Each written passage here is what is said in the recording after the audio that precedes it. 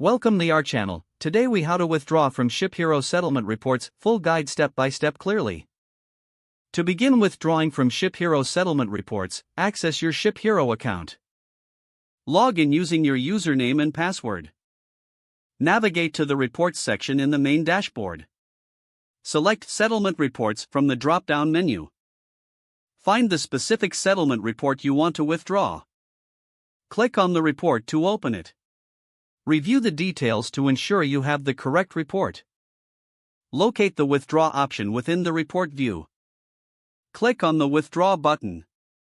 You will be prompted to confirm your withdrawal request. Review any information regarding the withdrawal process. Confirm the withdrawal by clicking yes or confirm. After confirming, you will see a notification that your withdrawal is in process. Check your email for a confirmation message regarding your withdrawal.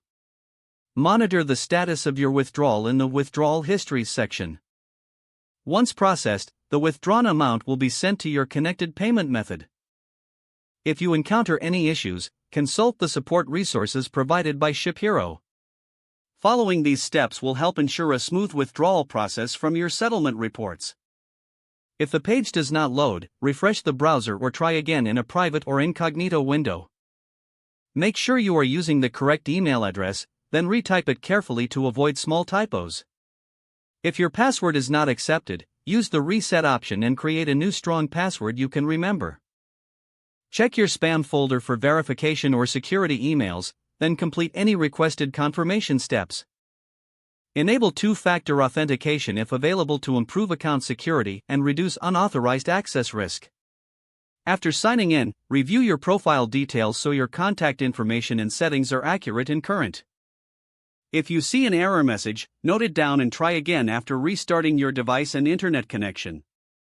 Log out when you finish, especially on shared devices, to keep your account and payment information secure.